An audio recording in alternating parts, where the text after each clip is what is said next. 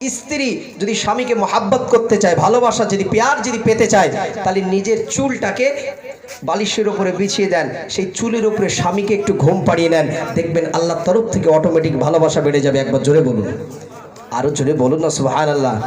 এখনকার মা বোনেরা কি চুল বিছিয়ে দেবে? দেবে বাবা? হ্যাঁ, মা বোনেরা আজকে শুনে নিয়েছে, বলে আবু সালে তুমি বাড়ি যাও, আজকে লোক ঘরে আসুক, চুল গলায় পেঁচ দিয়ে টান মারবো আজকে। বুঝতে পারেননি যে আজকে ঘরে আসুক, চুল গলার টান দিয়ে বেশ মারবো।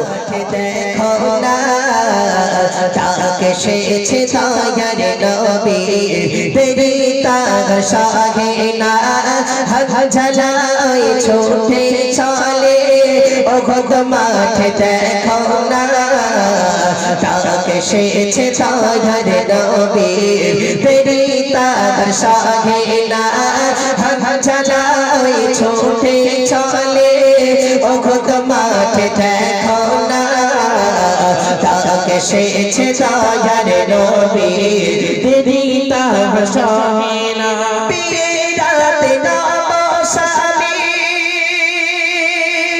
पली बीबी सोनाना दिला मारी खोदर राके व्यथा तो भी पेयोना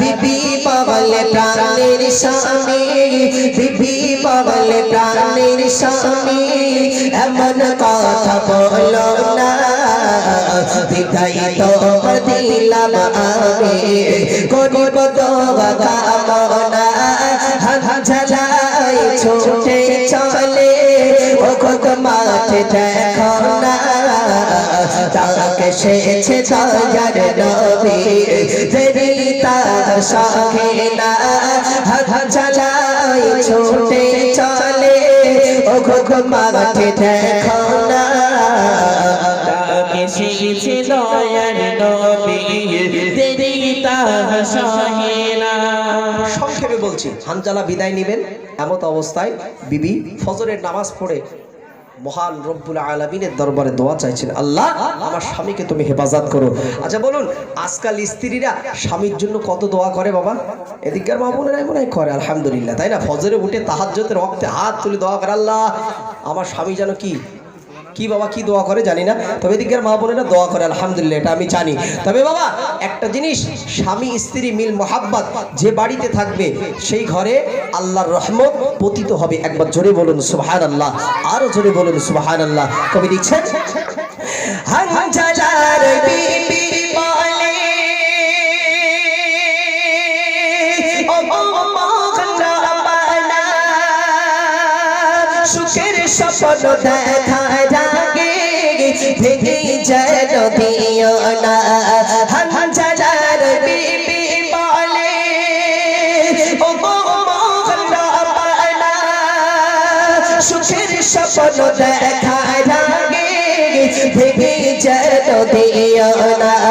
ফজরেতে নামাজ শেষে, ফজরেতে নামাজ শেষে দুহা তোলে দোয়া চায় খোদার দাহি স্বামীর তরে কেটে কেটে আঁখি ভেজায় হাজালায় ছোটে চলে ও খোদ মাঠে দেখো না তাকে সেছে দয়ার নবী তেরি তহশাহিনা হাজারাই ছোটে চলে ও খোদ মাঠে দেখো না তাকে সেছে দয়ার নবী তেরি তহশাহিনা। স্ত্রী পথের দিকে তাকিয়ে আছে। বাবা মা বোনেরা যারা আছেন ভালো করে একটু শুনুন, স্বামী স্ত্রী ভালোবাসা মহাব্বত কেমন থাকলে আল্লাহ আল্লাহ রসুল খুশি হবে।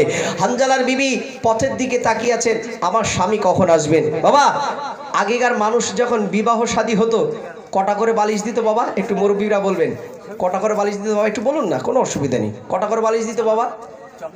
একটু কথা বলুন বাবজি, বলুন কটা বালিশ দিত? একটা? কথা বলেন, আল্লাহু আকবার। বলুন কটা করে বালিশ দিত বাবা? আরে এটা তো শিক্ষার জায়গা, এটা তো খারাপ জায়গা না, একটা করে দিত। আর এখনকার যুগে কটা দিচ্ছে বাবা? কথা বলে না কেন বাবা? কটা করে দেয়? তোদের বিয়ে হয়েছে তোরা বলছিস কেন? কি জ্বালা বলো দিন, আমি জিজ্ঞাসা করতে ভাবছি এখন 3টে করে বালিশ দেয় তো নাকি? হ্যাঁ, এখন 3টে করে বালিশ দেয়, দুজন দুটো মাথায় দেবে। মা বলে দিয়েছে কচি যখনই জামার সাথে ঝগড়া হবে ঝামেলা হবে তাল গাছের একটা গড়ি ফেলে দিবি। বুঝতে পারেননি? একদম মাঝখানে তাল গাছের গড়ি ফেলে দেয়। বাবা বলুন, ওই তাল গাছের গড়ি আল্লাহ রসুল হাদিস পাকে বলেছেন যে কোনো স্ত্রী যদি স্বামীকে মহাব্বত করতে চায়, ভালোবাসা যদি পেয়ার যদি পেতে চায়, তাহলে নিজের চুলটাকে বালিশের উপরে বিছিয়ে দেন, সেই চুলের উপরে স্বামীকে একটু ঘুম পাড়িয়ে নেন, দেখবেন আল্লাহর তরফ থেকে অটোমেটিক ভালোবাসা বেড়ে যাবে। একবার জোরে বলুন, আরো জোরে বলুন না সুবহানাল্লাহ। এখনকার মা বোনেরা কি চুল বিছিয়ে দেবে?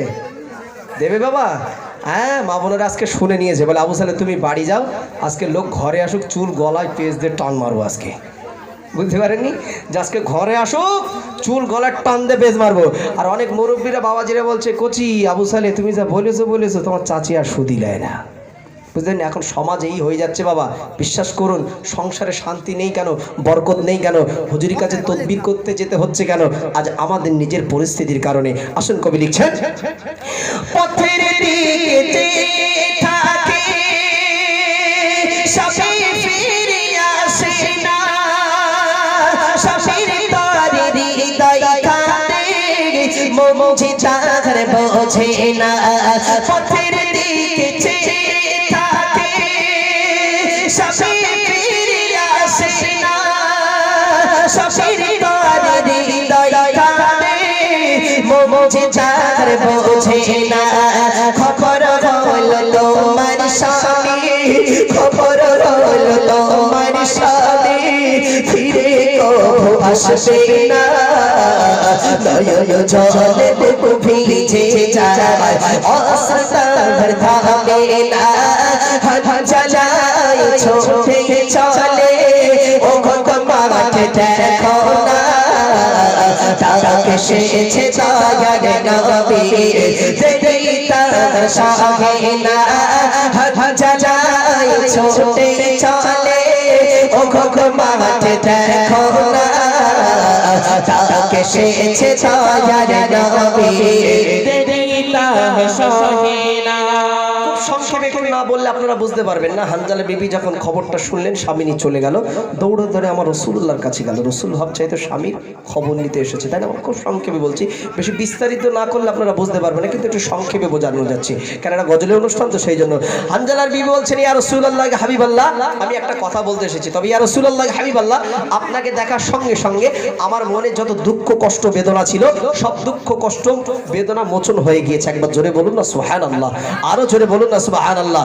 ইয়া রাসূলুল্লাহ হাবিবাল্লাহ, তবে একটা কথা বলতে এসেছি, হুজুর আমার স্বামীকে যেন বিনা গোসলে দাফন যেন দেবেন না। রাসূল বলছেন, সাহাবারা যাও উহুদ মাঠটাকে তন্ন তন্ন করে খোঁজো। সাহাবারা খুঁজছেন, সমস্ত সাহাবা যারা শহীদ হয়ে গেছে হুজুররা তাদের লাশ খুঁজে পায়, কিন্তু হানজালার লাশটা খুঁজে পাওয়া যায় না। রাসূল প্রাক্রান্ত মন নিয়ে, চিন্তাযুক্ত মন নিয়ে রাসূলুল্লাহ সাল্লাল্লাহু আলাইহি ওয়াসাল্লাম বসে আছে। এমন অবস্থা আল্লাহ বলছেন, ফারিস্তা জিবরিল যাও আমার হাবিবের কাছে যাও, আমার হাবিব চিন্তায় আছে, টেনশনে আছে, আমার হাবিবকে চিন্তাযুক্ত মন নিয়ে থাকতে বারণ করো।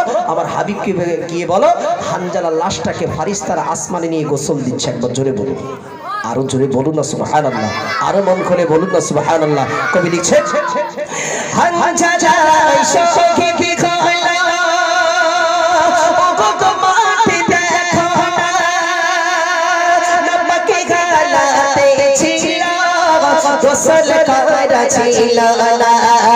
হানজালা শোকে বিখলা ও গো মাঠে দেখো না, নবকে গালাতে ছিল গোসল করা ছিল না।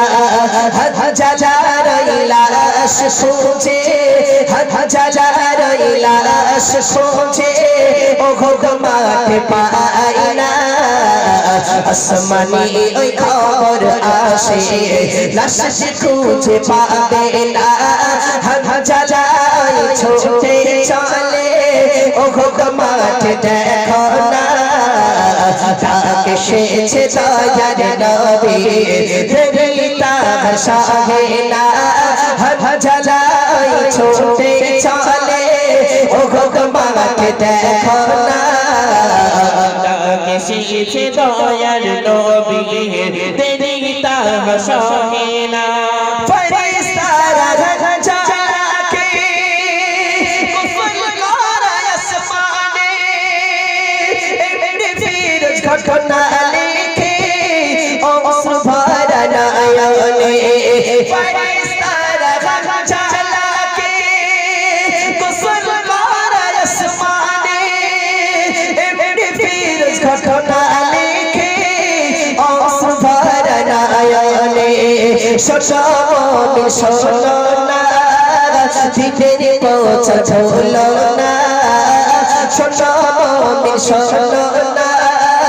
দিনের পৌঁছা ঝোলো না মোহন খোদার ডাক আসিলে আর তো সময় হবে না হাজারাই ছুটে চলে ও খোদা মাকে দেখো না ডাকে এসেছে দয়ার নবী দেরি তার সহে না ঝালাই ছুটে চলে ও খোদা মাকে দেখো না ডাকে এসেছে দয়ার